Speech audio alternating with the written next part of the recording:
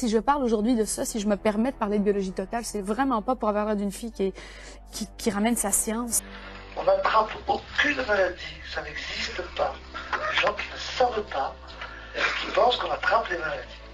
Quand certains de mes clients font un scanner et me disent on vient de me diagnostiquer des métastases au cerveau, ça y est, je suis foutu, je suis condamné par la médecine. Je leur dis, écoute, c'est génial ce qui t'arrive. Ils disent, comment ça, c'est génial, je suis condamné. Je dis, mais non, tu n'es pas condamné. Là, tu es en train de guérir. AIDS gibt es nicht in dem Sinne, sondern HIV ist eine Antikörperreaktion. Aber ich danke Ihnen ganz herzlich. Wir haben genug gehört. Danke. Bienvenue sur Dissect. Je veux parler des sectes et plus exactement nous allons parler aujourd'hui de nouvelle médecine germanique et de biologie totale. De l'origine de ces doctrines à leurs applications parfois fatales, comment l'esprit malade d'un médecin allemand influence toujours les pratiques de certains pseudo-thérapeutes. Tragédie évitable, complotisme et théories fumeuses, serrer les dents, ça risque de faire mal. Tout commence avec un docteur allemand, Rike Hirt Hammer. En 1978, Hammer vit la perte tragique de son fils, Dirk, qui a été abattu par arme à feu alors qu'il était en vacances en Corse. Une série documentaire Netflix revient d'ailleurs sur cet événement. Vieni veloce che è stato ferito tuo fratello. È stato il principe. È morto Dirk Gerd Hammer.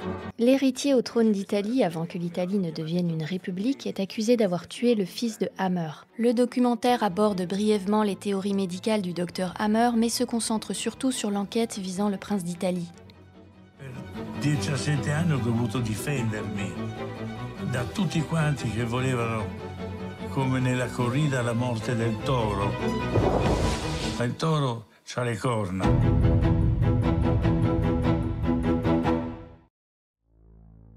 Quelques mois après la mort de son fils, le docteur Hammer développe un cancer des testicules. Il fait alors une corrélation entre la mort de son fils et la déclaration de cette maladie. En effet, selon Hammer, comme il a vécu un choc psychologique lié à la perte de son enfant, il est logique qu'il développe un cancer aux testicules qui sont responsables de la production de spermatozoïdes.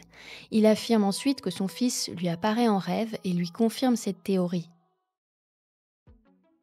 À partir de cette expérience, il élabore 5 lois biologiques. En résumé, les maladies appelées par Hammer programme biologique spécial de la nature, comme les cancers par exemple, débutent par un syndrome conflictuel appelé DHS, Dirk Hammer Syndrome, du nom de son fils décédé. Le DHS est un choc psychologique violent. Ce choc, ou plutôt l'émotion qu'il génère chez la personne, va affecter un relais cérébral appelé foyer de Hammer, et d'autre part affecter un organe ou une fonction correspondante. Donc ici, voici le choc qui amène immédiatement le DHS, qui se manifeste immédiatement au niveau psychique, au niveau cérébral, le cerveau, et au niveau de l'organe. Instantanément, touche les trois. Par exemple, le cancer de l'estomac ou du côlon peut être attribué à un choc tel que la trahison d'un ami, parce que c'est quelque chose de difficile à avaler, à digérer. Le cancer du sein est plutôt lié à un conflit au sein du nid familial, un choc psychologique en rapport avec les enfants ou le mari.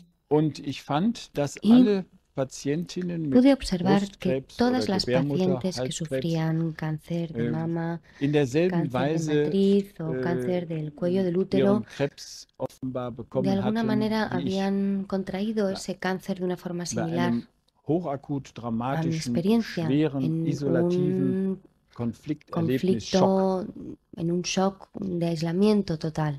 Selon Hammer, les maladies n'existent pas. Elles sont des programmes biologiques conçus pour assurer notre survie suite à un choc psychologique dévastateur. La maladie est une opportunité pour le malade de décoder le conflit psychologique à son origine et donc de se sauver lui-même.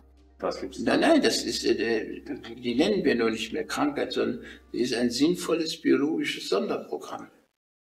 Afin de guérir, il faut donc revenir à l'origine du choc et régler ce conflit psychologique grâce à la thérapie de la nouvelle médecine germanique. D'autres interventions thérapeutiques, dans le cas des cancers, la radiothérapie ou la chimiothérapie, ne sont pas nécessaires. Gar nichts machen nicht, aber eben nichts Unsinniges machen, keine Chemo machen, solchen Blödsinn nicht machen. Ne? Was dann? Sondern der Natur helfen, die hat ja ein richtiges Programm. Es ist ja gut, das Programm. Selon Hammer, l'augmentation de la masse cancéreuse constitue une étape transitoire vers la guérison. La chimiothérapie stoppant cette phase ne peut pas guérir le cancer. Il s'agirait uniquement d'une rémission temporaire. La masse cancéreuse réapparaîtra fatalement pour signifier au patient qu'il doit régler son conflit psychologique. Les maladies ont donc une cause unique, le choc psychologique. Cela exclut les facteurs génétiques ou le mode de vie du patient. Par exemple, le cancer du poumon n'est pas causé par la cigarette, parce que la cigarette n'est pas nocive. C'est le sentiment de culpabilité du fumeur instigé par la peur de mourir qui crée la maladie. Le fait que la cigarette contienne du goudron n'a rien à voir là-dedans. En 1982, Hammer tente à 2 reprises de présenter ses découvertes dans un projet de doctorat à 2 universités allemandes. Mais son travail est considéré comme peu qualitatif, pas assez objectif et mal sourcé. Les lois biologiques de Hammer n'ont jamais été validées par la communauté scientifique et aucune étude scientifique sérieuse ne prouve la véracité de ces lois ni l'efficacité des méthodes de Hammer. En 1982 toujours, Hammer fait la promotion de sa nouvelle médecine allemande à la télévision.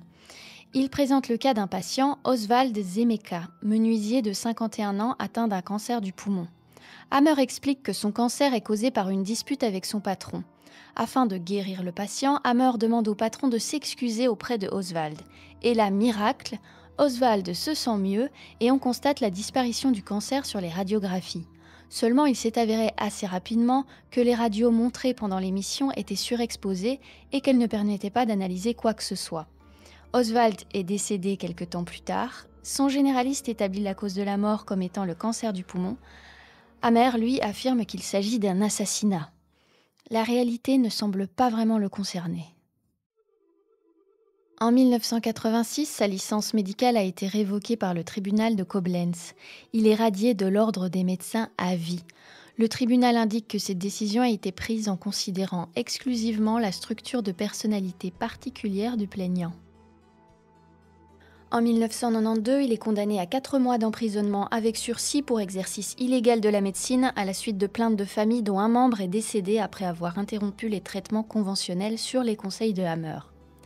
En 1997, le tribunal régional de Cologne le condamne à 19 mois de prison à la suite de la mort de 7 patients atteints de cancer. Après avoir purgé sa peine, Hammer voyage ensuite en France et en Espagne. Le 1er juillet 2004, après 3 ans de procédure, la Cour d'appel de Chambéry a prononcé la condamnation définitive de Hammer à 3 ans de prison ferme pour fraude et exercice illégal de la médecine à la suite de la mort de plusieurs patients français. Hammer habitant en Espagne, il faudra attendre le 9 septembre 2004 pour qu'il soit arrêté en Espagne et extradé vers la France. Il est ensuite incarcéré à la prison de Fleury-Mérogis afin d'y purger sa peine. Le conspirationniste belge notoire Jean-Jacques Crèvecoeur consacre un documentaire sur la vie et l'œuvre de Hammer en 2008. Il revient avec emphase sur son incarcération en France.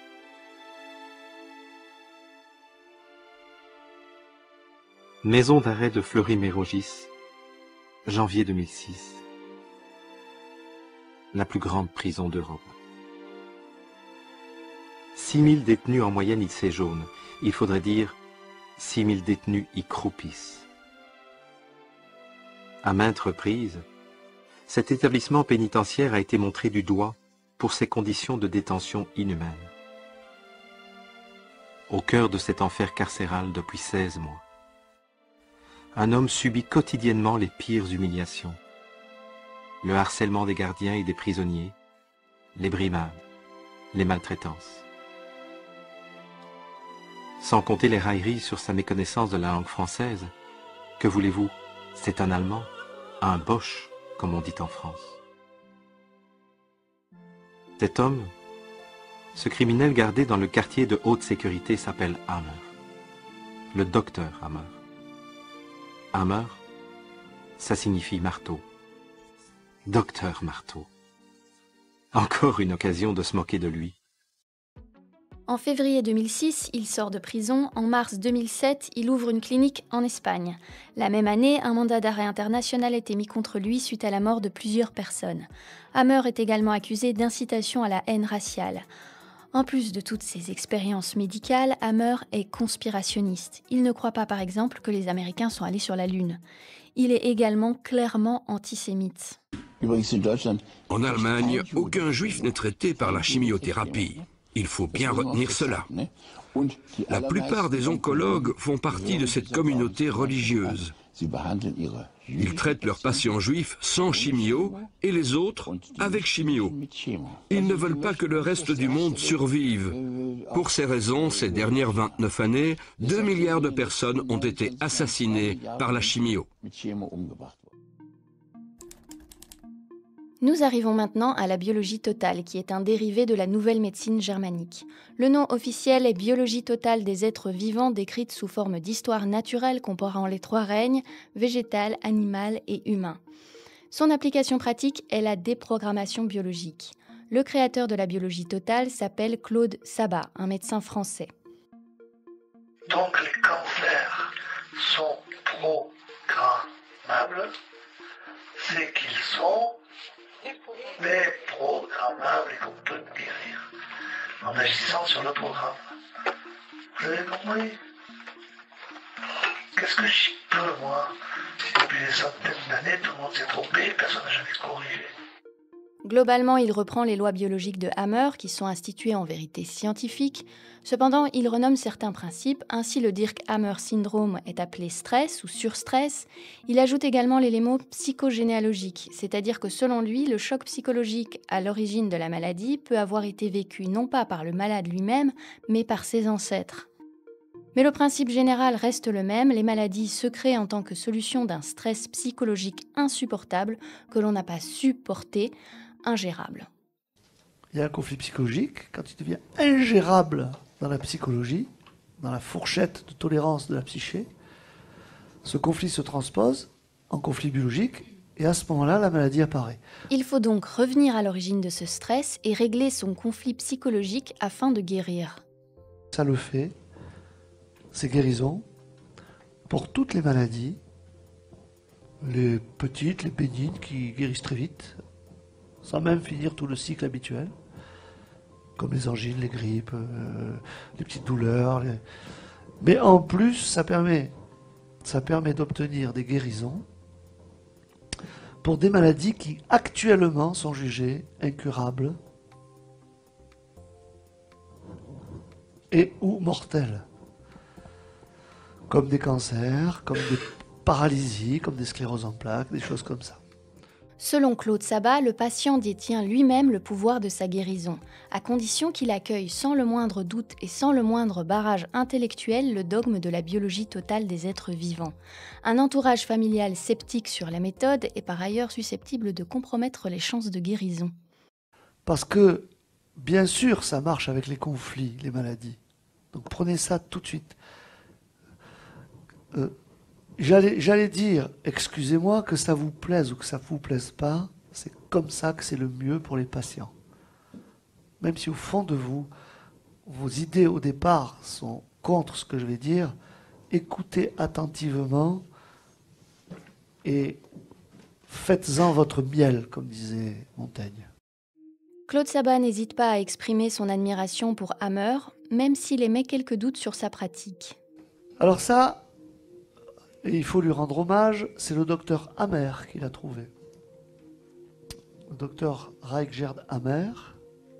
Ça mérite le prix Nobel plusieurs fois, à titre de progrès scientifique. Maintenant, attention, il ne faut pas faire d'amalgame. La manière de se servir de ces connaissances, très fortes, très nouvelles et très exactes, la manière de s'en servir, c'est autre chose. Plus subtil et précautionneux que Hammer, il tient publiquement un discours moins virulent contre la médecine conventionnelle. Il répète régulièrement que la biologie totale ne peut remplacer un diagnostic médical conventionnel. Je n'ai jamais adhéré et j'ai toujours été contre le fait de ne faire que du décodage biologique, de ne faire que de ce qu'il appelait au début la médecine nouvelle. Et j'ai toujours fait respecter la médecine conventionnelle. Mais lorsque la télévision canadienne se rend à son séminaire en caméra cachée, le discours est plus radical. Il passe beaucoup de temps à expliquer comment la médecine conventionnelle est dangereuse et devrait se cantonner aux interventions en urgence et ne pas traiter des maladies puisque celles-ci ne nécessitent qu'une thérapie avec un praticien formé en biologie totale. 80 à 90% des maladies Et 100% de leurs aggravations sont dues exclusivement au message médical. Ce sont des mortes illégitimes par cancer qui n'auraient même pas dû avoir, entièrement créées par le message médical actuel. Claude Sabat a été radié temporairement de l'Ordre des médecins en 1996 suite à une plainte pour incitation à l'arrêt des traitements et s'est ensuite auto-radié afin de continuer ses activités sans risquer de poursuites ordinales. En 2004, il est condamné à 3 ans de prison ferme pour escroquerie et complicité d'exercice illégal de la médecine suite à la plainte déposée par un homme dont l'épouse atteinte d'un cancer du sein était décédée du fait de refus de traitement éprouvé. D'accord, il y a un phénomène cancer, mais c'est un phénomène naturel transitoire dans ce cas-là. Vous comprenez? Parce qu'il faut bien recréer des cellules pour faire de la réparation de substances. En 2007, Claude Saxic, un patient de Claude Sabat, décède des suites d'un cancer non traité. Il a été à des conférences, à des ateliers. Les ateliers, c'était 3 jours. Par M. Sabat lui-même. Par M. Sabat lui-même. Et quand il rentrait le soir, il était comme drogué. Il avait une attitude comme quelqu'un qui a bu, vous voyez, qui est excité, une excitation. Et il était content, très joyeux. Il avait découvert en quelque sorte l'immortalité. Il a choisi de ne pas se faire soigner. Parce que? Parce qu'il avait dit qu'il allait régler son problème, puisque tout était facile. Pourquoi se faire charcuter? 1 mois avant sa mort, c'est là qu'il a su qu'il allait mourir. C'est là qu'il l'a dit. Il a dit « je vais mourir ». Ce mot, il ne l'aurait jamais prononcé s'il avait encore cru à Sabat et à sa théorie.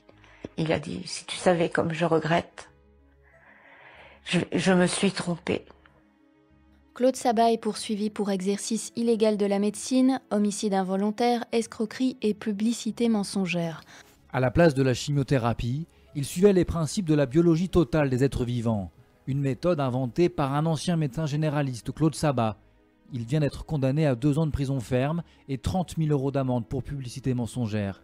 Claude Sabat a ensuite cessé toute activité, il aurait été victime d'un AVC et il est mort en 2022. En 2011, un procès a lieu à Liège afin de juger Louis Vliegen, un praticien formé à la biologie totale par Claude Sabat. Il est accusé d'exercice illégal de la médecine, de coups et blessures involontaires et d'escroquerie suite à la mort d'une de ses patientes. Il nie avoir encouragé la victime à abandonner ses traitements. Je ne l'ai en rien influencé, mais je reconnais avoir étudié la théorie de Hammer et entretenu des liens étroits avec le docteur Sabat. C'est odieux ce qu'il a répondu là. C'est une contradiction du début à la fin. Et moi j'ai l'impression qu'on oublie un peu qu'on parle d'une femme qui est morte dans d'atroces souffrances. Et ça a duré 5 mois. Vous voulez pas répondre, monsieur? C'est lui qui nous a fait connaître la théorie de Hammer. Il nous a donné tout le fascicule sur Hammer. Il est révoltant. Moi je n'en peux plus de l'entendre. D'ailleurs, j'ai des couleurs à cause de ça.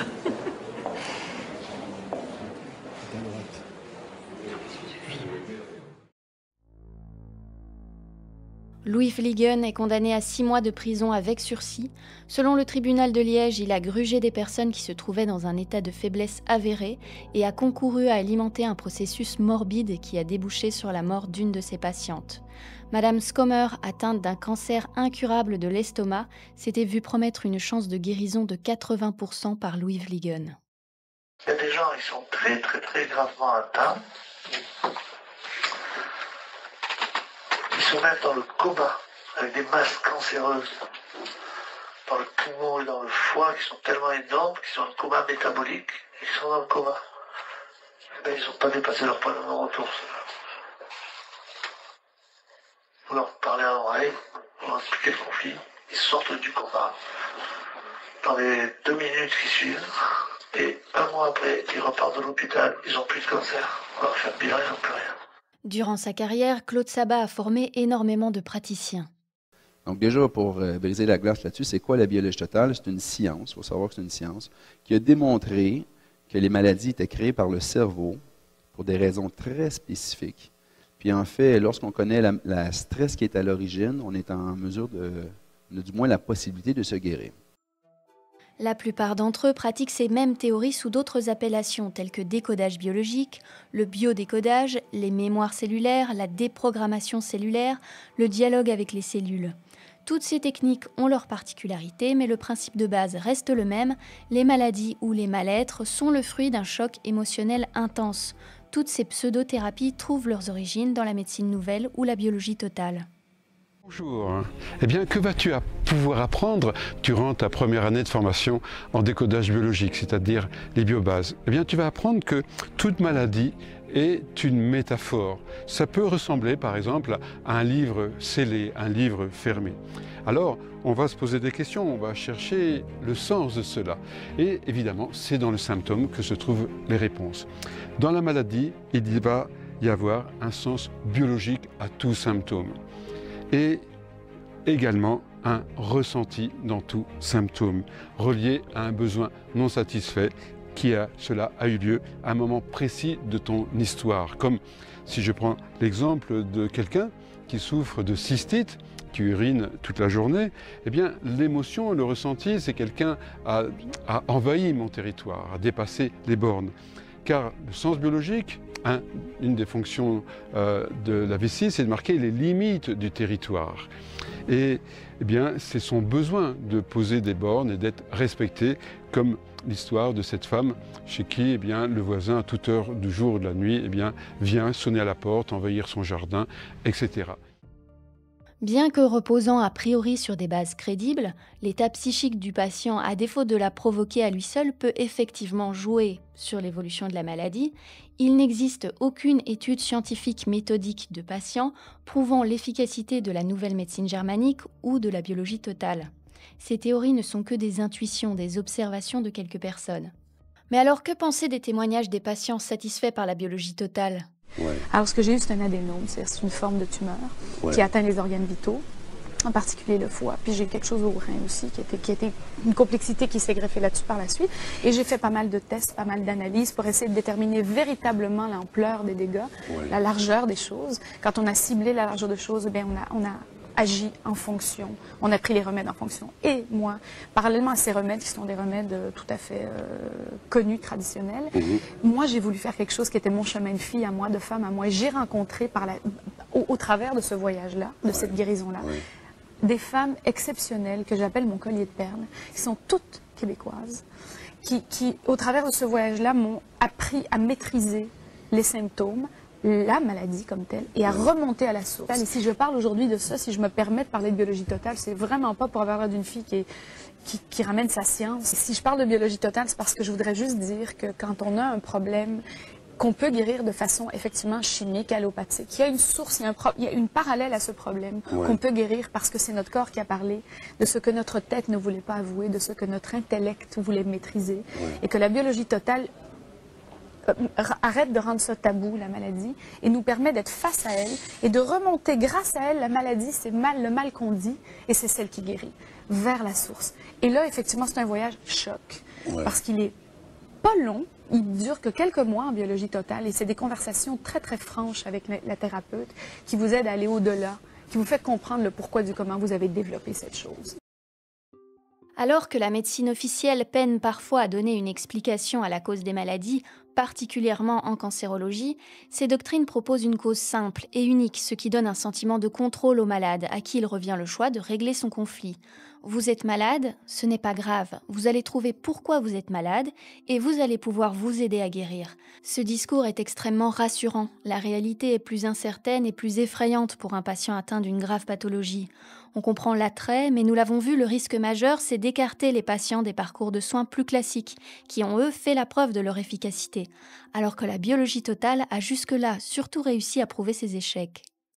Évidemment, chacun est libre de croire ce qu'il veut et de faire le choix de son praticien et des traitements qui lui sont dispensés. Mais pour faire ce choix, le patient ne doit pas être sous emprise et doit être en capacité de faire un choix personnel, consenti librement, et c'est ce qui est reproché aux dérives dont je vous parle. La dérive thérapeutique à caractère sectaire s'accompagne d'un mécanisme d'emprise mentale destiné à ôter toute capacité de discernement au malade et à l'amener à prendre des décisions qu'il n'aurait pas prises autrement. Afin de faire un choix éclairé quant à son traitement, il est important pour le patient de faire la différence entre les pratiques de soins conventionnelles, qui ont obtenu une validation scientifique, et les pratiques de soins non conventionnelles qui n'ont pas fait l'objet d'études scientifiques ou cliniques montrant leurs modalités d'action, leurs effets, leur efficacité ainsi que leur non-dangerosité. Je ne dis pas que toutes les pratiques de soins non conventionnels sont inefficaces ou des escroqueries, pas du tout.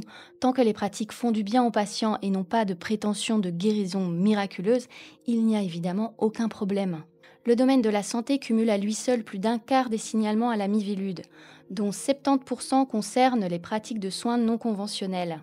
En France, une loi contre les dérives sectaires a été publiée le 11 mai 2024. Elle crée un délit réprimant la provocation à l'abandon ou à l'abstention de soins ou à l'adoption de pratiques dont il est manifeste qu'elles exposent la personne visée à des risques graves pour la santé.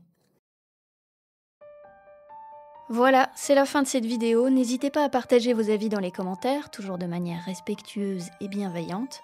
Je ne peux pas vous forcer, mais je peux fortement vous conseiller de vous abonner. Il ne faut pas faire d'acte médical, c'est réservé aux médecins. Par contre, vous pouvez dire, vous pouvez parler. C'est des conseils.